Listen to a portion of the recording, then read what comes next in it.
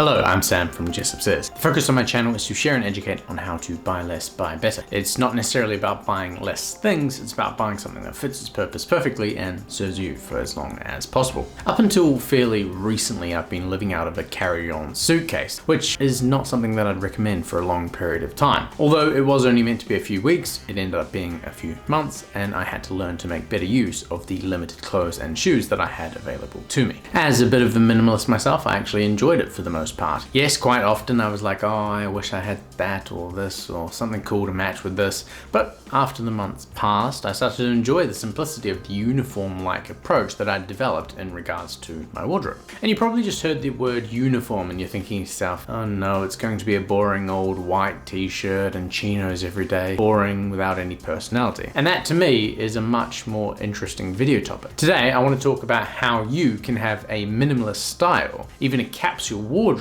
but still be able to keep your personality and style to shine through that wardrobe. So let's get into it. Do we start top down or bottom up? I think we go top down. In my mind, every wardrobe should have the following items to be complete. You can have more than one of each of these things, but in terms of a real minimalistic capsule wardrobe, you want to keep it as simple as possible. Those things are a hat, t-shirt, long sleeve shirt, knitwear, jacket, warm coat, raincoat, jeans, chinos, wool, trousers, short swim shorts, socks, casual shoe, dress, boot or shoe, and a work shoe or boot. And because that is a lot of categories, I'm going to do my very best to keep it very quick and simple and short. I think I want to give a suggestion of what to look for, or what I have looked for, or what I've enjoyed in the past, and then a brand or a product recommendation for each category. There should be a full video on most, if not all, of the products I talk about, and if you want more details on anything, just let me know down below. Now, I really believe that every man needs a good hat. A hat is the way you can express yourself, probably more than anything else in terms of clothing. You can go for a flat cap for that Peaky Blinders vibe, a top hat if you're that way inclined, a bucket hat if you're particularly chill, or, as I prefer most days, a classic dad hat with a cotton sports cap. Choose whatever suits you or your style, or something you'll enjoy wearing when it's hot or cold or sunny, or you just need a haircut and you want to hide your head. My personal favorites are, of course, my dad hats from Rubato. They're made from a nice cotton that's fading extremely well, and they've kept their structure very, very well under fairly regular washing. They also work well if it's hot outside or if it's cold outside, protecting me from the sun or the wind, and they're very versatile. They're also very comfortable, and I have a fairly large head, so they fit me pretty well. The next thing that everyone is going to need is a t-shirt. Now, arguably, you can do a graphic tee if you want to, so long as they're a decent quality cotton and they're well made. Plenty of brands do the little logo on them, you know, something there, something tasteful. Personally, I prefer a plain t-shirt, probably something white or navy. Something black would also be useful. I tend not to wear grey because I think I just sweat through it and it looks a bit gross. My current favourites are, of course, the Minimalist t-shirts. They're made in Australia from Australian cotton. They fit extremely well. They're very, very comfortable, and the cotton's just got a really lovely feel to it. They're also not insanely expensive, and because I wear them quite a lot, they're going to wear out eventually, let's say 3 to 5 years time. I'm going to need to replace them, and I like that I've got something that I can go back to and keep buying from Minimalist. Because they don't do seasonal collections, so I know that they're going to stock them pretty much forever. A long sleeve t-shirt is basically anything that has long sleeves and probably a collar. It's something that can be dressed up or down. It can keep you warm or cool, but ultimately it's kind of your go-to collar shirt for those days when you need something a bit more than a t-shirt. For me, this could be one of two things. It could be an OCBD, which is basically a white button-down shirt, and I tend to wear those very, very often. Or it could be a rugby jersey, which I also tend to wear very, very often. It's hard to choose between the two because honestly, that's just kind of what I wear, and I wear them both so much. Basically, think about your situation and your environment and make a decision what kind of shirt you're going to need in this sort of category. A rugby shirt is quite a bit more casual, but it's also a lot more exciting style-wise, whereas an OCBD is absolutely classic and you can wear it with pretty much everything and you'll make lots of excuses to wear it. My rugbies are from Rowing Blazer, and my favorite OCBD remains from Minimalist at this point. I'd either go for a white or a light pale blue OCBD, and as for rugbies, I like my green one, but I've also been looking into a navy blue one, or a sort of combination of navy blue and green, because I can see that being extremely useful. Now, as I get older, the importance of good knitwear seems to grow more and more relevant. It's not that I get colder necessarily, but it's that I love the comfort and the coziness that comes with a quality thick knit. And surprisingly, they aren't that much hotter than those sort of thinner knits. In saying that, again, knitwear is somewhere where you can be quite expressive. You can wear something bright, something exciting like my ochre colored Shetland from Bossy, or you can wear something more classic and soulless like a black thin V-neck from Brooks Brothers. Depending on your climate and how warm you tend to be, you'll probably have a preference and a thickness and a type of material that you like, be it merino, cashmere, lambswool, Shetland. There are plenty of options. I can see the benefit of owning one of the thick ones and one of the thin ones, the thick being the more fun, sort of expressive knit, and the thin one being the more sleek, professional one that can also be used in a more casual setting if it needs to be. And get a color once again that suits your wardrobe, something clean, something simple like gray, black, navy blue, I suppose. Green's a cool color for knitwear.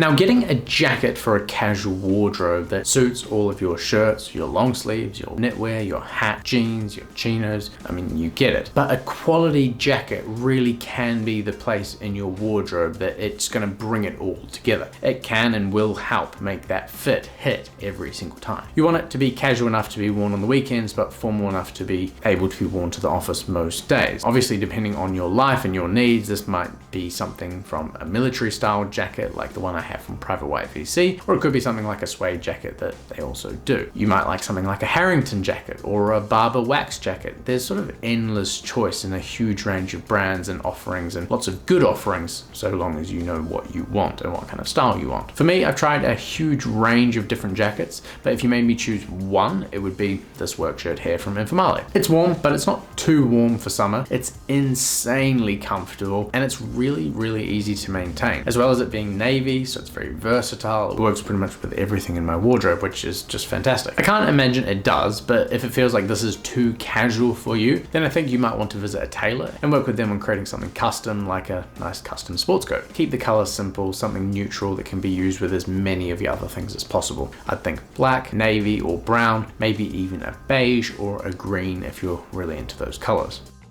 The relevance of a warm coat to you will really depend on your climate.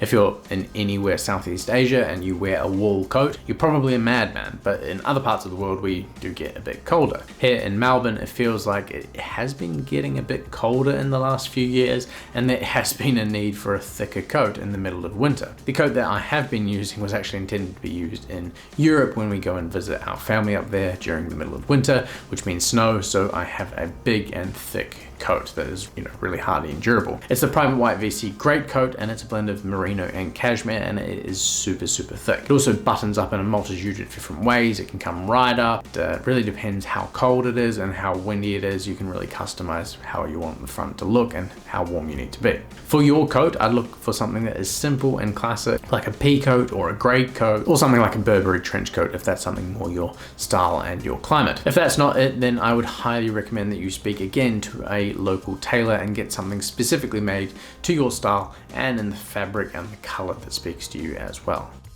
Rain, rain, go away. You're going to need a raincoat today. That lovely poem is what I wrote to highlight the need for a raincoat here in Melbourne. It doesn't always rain hard, but it does rain intermittently and often. And I find that a simple raincoat and a hat is the best way for me to overcome this, as I often can't be bothered carrying around an umbrella, as well as everything else that I like to carry. So a raincoat it is. As for options, there are fewer options than a warm coat, as working with like a water repellent fabric is not very classic tailoring, so to speak, and it's a challenge to sew. There are a few options. I mentioned the Burberry trench coat, which I believe is water resistant, or other things would be something like a Barber wax trench coat. It's basically a cotton canvas that has had an added wax layer or added or impregnated into the fabric in the manufacturing process. I have a navy trench coat from Minimalist, which I absolutely love, and it is the sort of waxed canvas, but it's a bit different from the Barber wax canvas. It's a bit more fine, quite a lot more tailoring like, and it has been my choice in this category. I like that it's a bit more formal, but I particularly like that as a raincoat it's quite long, down to just below my knees, and that means that most of my trousers are protected, which is important to me. I don't really want wet trousers. Anyway, choose the one you need if you need it.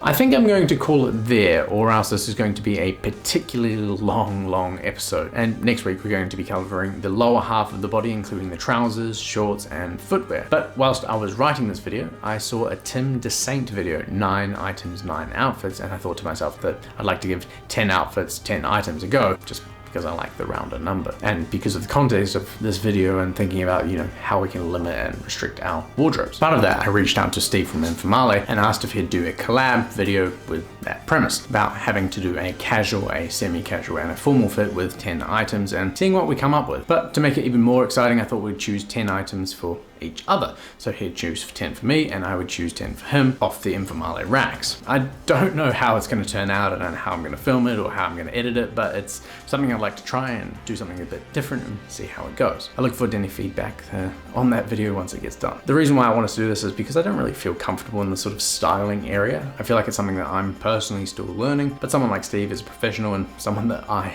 actually go to for advice. So it'd be really nice to have someone with a different perspective to share with you all and someone who is a pro. So that's going to be pretty cool and pretty exciting. Anyway, thanks very much for watching. Links down in the description as always. Look forward to seeing you guys in the next one. Cheers.